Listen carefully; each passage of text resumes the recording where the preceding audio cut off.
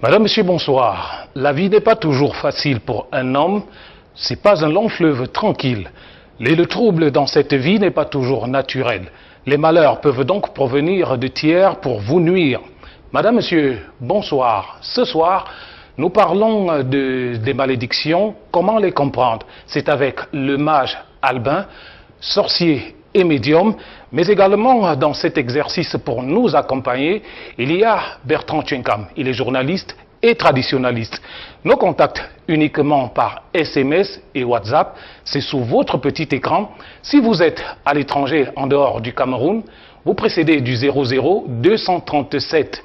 Et bien évidemment, bienvenue sur votre programme Aéropage, le pouvoir en l'homme. On se retrouve juste derrière ceci.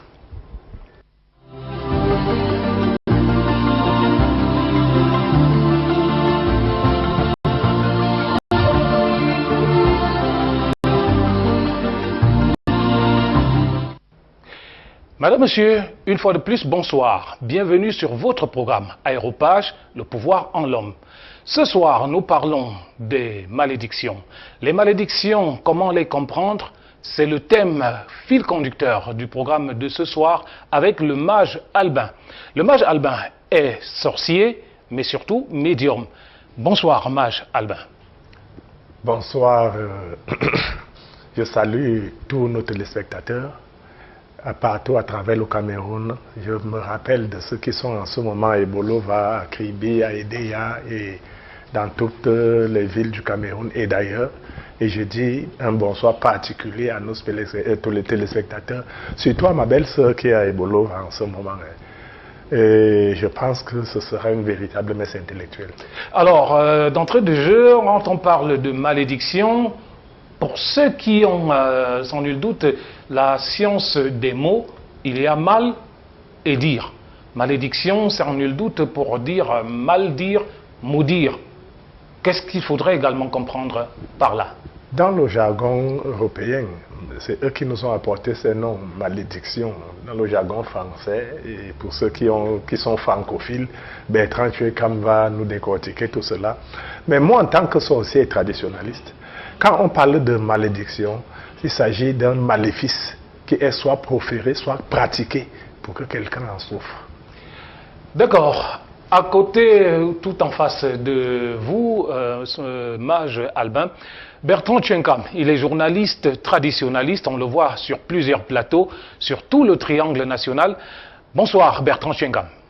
Bonsoir également à toi Eric Martial Ndjomo, bonsoir aux téléspectateurs de Cam10 Télévision, notamment les Kidam Rastakwer étant champion de notre continent. Merci une fois de plus de m'avoir convié à cette messe intellectuelle. Ce Rififi voit ce verbatim. J'espère qu'à travers ce pupitre, les communs des mortels seront édifiés sur des questions relatives aux malédictions qui, faut-il le rappeler, ont pignon sur rue et nécessitent une attention particulière. Via ma diarrhée verbale, j'espère que les communs des mortels seront édifiés sur des questions irrelatives. Si vous ratez cette émission, vous avez raté votre vie parce que cette émission est une thérapie. Et bien sûr, puisque vous parlez de verbatim et surtout de diarrhée verbale, on va sans nul doute avoir mot dire. Et lorsque j'ai parlé de maudire, je parle naturellement de malédiction, action de maudire. C'est ce que nous apprend particulièrement le Larousse, le petit Larousse illustré, ou alors tout simplement le petit Larousse, mais également paroles qu'on profère pour que le malheur arrive à quelqu'un. Qu'est-ce qu'on en dit, Bertrand Tchenkam? Alors nous avons abandonné les flanflans et les vouvouzlas de la ville de Yaoundé pour être là pour distiller de la bonne information. Vous l'avez dit dans votre prologue tout à l'heure, lorsqu'on parle de malédiction, on voit mauvaises paroles. Mal dit. Et les mauvaises paroles engendrent quoi? Le malheur. Parce qu'il faut rappeler que malédiction, le contraire, c'est bénédiction. Dieu bénit jusqu'à la 4e génération, mais Dieu aussi est capable de maudire jusqu'à la 4e génération. Alors, quelle est la définition la plus succincte et la plus prosaïque pour que la gouverne des communs des mortels ne joue pas de sale tour? Malédiction, ça renvoie à une forme d'emprise, une forme de sortilège, des flèches mystiques, des flèches maléfiques, maladie mystique ou maladie paranormale qui affecte au moins 80% des Africains, peut-être des Européens et des Asiatiques, et qui nécessitent une attention particulière. Donc, dans malédiction, on voit la parole, mal dit, mauvaise parole, on voit le malheur. Il faut savoir que si nous sommes maudits aujourd'hui, c'est parce que nous sommes dans un environnement meurtri, où les valeurs morales sont bafouées, les inégalités sont devenues des normes et les comportements à la fois immoraux et amoraux. On peut naître maudit, on finit béni. Mais on peut être né béni, on finit maudit. Et je voudrais pour la gouverne des communs des mortels, parce qu'il faudrait d'abord qu'on plante le décor en leur faisant comprendre qu'il existe quelques signes qui peuvent démontrer que vous êtes maudit. Comment est-ce qu'on peut faire pour savoir que mon voisin est maudit, mon enfant est maudit, ou alors moi-même je suis maudit? La malchance, on a la malchance qui a pignon sur eux dans votre vie. Vous avez les mêmes percées. Tout ce que vous faites dans la vie, rien ne marche. Votre vie est un capharnaüm, c'est une ritournelle du désespoir. Votre vie est un clair obscur. Même à la réunion familiale, lorsque vous prenez la parole, on vous dit c'est pas l'heure de l'hiver. Personne n'a envie de vous écouter. La chèvre même conseille que la chèvre est herbivore, réussit à vous mordre. Lorsque vous êtes maudit, vous avez la mauvaise haleine. Mais il ne suffit pas d'avoir une mauvaise haleine pour croire qu'on est maudit, mais toujours est-il, avec la malédiction, on a une mauvaise haleine, ça sous-entend qu'on est dans une forme d'emprise, on est habité par un esprit maléfique. Avec la malédiction, on a la faiblesse sexuelle, on a une mauvaise odeur. On peut même se laver 15 fois par jour, mais on a carrément une mauvaise odeur. Et si vous voulez savoir si vous êtes maudit ou pas, vous achetez peut-être un poulet, 2 semaines plus tard, le poulet passe des vis à trépas. Vous achetez le pigeon à votre enfant, 3 semaines plus tard, le pigeon passe des vis à trépas. Donc tout ce que vous donnez à votre enfant, ça ne marche pas. Et la personne a constamment des maux de tête, les activités sont en berne, tout ce que vous faites dans votre vie, rien ne marche. Et régulièrement, vous avez des couches de nuit, des poisons de nuit, vous ne vous souvenez même pas de vos rêves et vous vous retrouvez dans un capharnaüm. Même le chien qui ne vous a pas encore vu sent déjà l'odeur du malheur. Merci de nous plonger, n'est-ce pas, dans ces réalités de ce que peut être la malédiction, mais plus encore la malchance.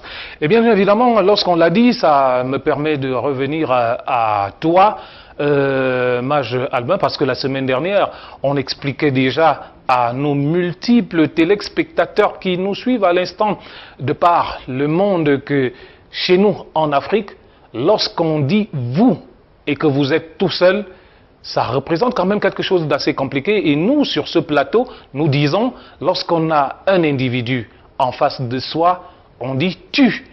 C'est pour cela que je me permets une fois de plus de te tutoyer et de te demander, puisqu'on vient de dire, en expliquant un tout petit peu ce que veut dire maudire, c'est-à-dire mal dire, il y a cet aspect de mécontentement donc dans la façon de s'exprimer, l'impatience, la colère que l'on exprime contre un individu. Est-ce que cela peut avoir réellement un impact et comment sur cet individu? Déjà, être fâché de quelqu'un, tu te fais d'abord du mal à toi-même. Quand tu te fâches, tu peux te rendre malade, tu appelles vers toi des énergies négatives qui vont agir sur toi. Et il est question pour l'homme de vivre son état naturel. L'état naturel de l'homme, c'est la béatitude, c'est le bien-être, c'est le bonheur, c'est la joie. Mais quand tu te déplaces de cet état naturel, tu deviens toi-même maudit, parce que la malédiction n'est pas seulement proférée par un individu. Même en soi-même, on peut se maudire par des comportements, comme disait Bertrand tout à l'heure, immoraux. Si tu as l'habitude de faire du mal aux autres, à pratiquer, la loi de causalité, de choc en retour, de cas qu'on appelle vulgairement karma, te revient. Tout le mal que tu fais à quelqu'un te revient au centuple. Tout le bien que tu fais à quelqu'un te revient au centuple. Donc, que ce soit les paroles proférées de colère et autres, tu ne diriges pas seulement contre celui contre qui tu es fâché, mais aussi tu diriges ces flèches vers toi-même. D'où la nécessité d'aimer. D'accord. Est-ce à dire que, Maj Albin, au quartier, on a l'habitude, pour ceux qui sont un peu avisés, de dire que lorsque vous pointez du doigt, comme je le fais en direction des téléspectateurs, vous avez un doigt ou tout au plus 2 doigts qui, lorsque j'ai retiré mon stylo, regardent devant, mais il y a également 3 doigts qui vous regardent. Est-ce que c'est ce que vous voulez nous faire comprendre ce soir? Il faut comprendre déjà le principe du fonctionnement des élémentaux. Les 5 doigts de la main représentent les élémentaux. Le côté droit, c'est la polarité positive et le côté gauche, c'est la polarité négative. Ici, c'est l'énergie première, Dieu, l'énergie suprême. Là, c'est l'élément feu. Là, c'est l'élément air, ça, c'est l'élément eau, et là, c'est l'élément terre. Donc, c'est pourquoi, même dans les pratiques que nous faisons, les mouvements que nous faisons, là, c'est la polarité négative, là, c'est la polarité positive, et là, la polarité négative. Dans tous les mouvements, quand tu pointes quelqu'un du doigt, ce n'est pas les 3 doigts là qui reviennent, c'est le pouce. Toi, en tant que Dieu, parce que l'homme, c'est le véritable je suis, toi, en tant que Dieu, quand tu pointes, tu renvoies ce que tu dis de mal à celui-là en toi, ou encore de bien, selon ta parole. C'est le pouce qu'il faut voir, qui est l'énergie suprême. C'est lui qui est pointé vers toi. D'accord. Alors, lorsqu'on l'a dit et que nos téléspectateurs nous ont bien suivis, nous rappelons tout juste que vous avez les contacts pour nous joindre par SMS ou par WhatsApp. C'est, si vous êtes à l'étranger, précédé du 00 237. Bien évidemment, je viens vers toi, Bertrand Tchenkam. Maldire, maudire, sans nul doute, mais également malheur derrière. C'est dire que c'est de la malchance que l'on essaye de proférer vis-à-vis d'un tiers qui est soi-même. Bien évidemment. Vous savez, nous sommes dans un environnement de peine, de guerre et de guerre. Avec la parole, on peut construire, avec la parole, on peut maudire. Alors, si un papa aime content, peut-être il a été sévré dans la nuit, il se lève le matin, il dit à la maman, tes enfants ne deviendront rien. Parfois, ce n'est pas lui qui punit ses enfants, c'est celui qui a écouté, qui réussit à jeter des flèches mystiques sur ses enfants. Et c'est la raison pour laquelle il est important pour les parents de toujours bénir, de proférer toujours des paroles de bénédiction à l'endroit de leurs enfants. Mais il faut aussi dire qu'une malédiction sans cause ne peut pas avoir des effets. Il faudrait qu'il y ait une cause. Par exemple, si un enfant a offensé ses parents, s'il ne demande pas les excuses à ses parents, même s'il est né de nouveau, parce que certains vous diront qu'ils ont coupé les liens, impossible. Demande d'abord pardon à tes parents, parce que si les parents sont mécontents de toi, rien ne marchera dans ta vie sera un capharnaüm, une ritournelle, du désespoir. Donc avec la parole, on peut bénir, avec la parole, on peut maudire. Et le simple fait que vous ayez offensé à vos parents, tout ce que papa va dire avec désinvolture dans le mécontentement, ça va t'arriver, même si tu es né de nouveau. Je prendrai le cas des interdits. Vous savez, aujourd'hui, avec le nouvel ordre mondial qui voudrait que l'ordre se fasse dans le désordre, les enfants n'ont pas toujours compris cela. Chez nous, par exemple, vous avez même la nature à ses lois. Il est interdit, par exemple, aux jeunes enfants de manger la vipère devant les adultes. Ce n'est pas parce que la vipère tue, mais c'est parce qu'on considère cela comme un mépris caractérisé à l'endroit des aînés. Comme peut te jeter une flèche mystique, tu peux devenir aveugle, ou alors ne jamais uriner, on te jette peut-être des hémorroïdes, peut-être tu n'as plus d'enfants jamais dans ta vie, parce que tu as osé manger la vipère devant